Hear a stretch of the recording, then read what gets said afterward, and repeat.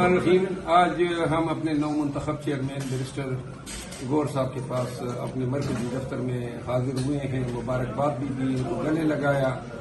آج ہمارے لیے بڑی ہی ایک خوشی اور پرمسرت موقع ہے کہ تمام جو سرکاری مشینری تھی وہ اسی میں جتی ہوئی تھی کہ کسی نہ کسی طرح خان صاحب کے اس انٹرا پارٹی الیکشن کے کنونشن کو ناکام بنایا جا سکے۔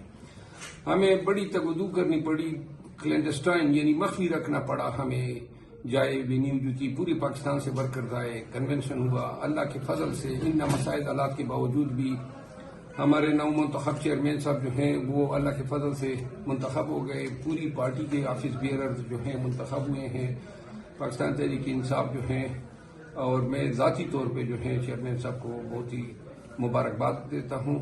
اور ہماری بہت بڑی جو ہے خواہشات ہیں، ہماری امیدیں وابستہ ہیں۔ میں چیئرمین عمران خان کے اس فیصلے کی مکمل تائید کرتا ہوں، پہلے بھی کی ہیں۔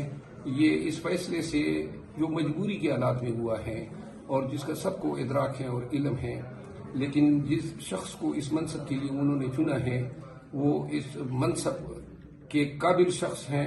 ان کی شرافت، ان کی قابلیت، ان کی پارٹی کے لیے خدمات، خان کے لیے خدمات، میں اس کا چشمدید گواہ رہا ہوں۔ اور انشاءاللہ بیرسٹر گور صاحب جو ہیں پاکستان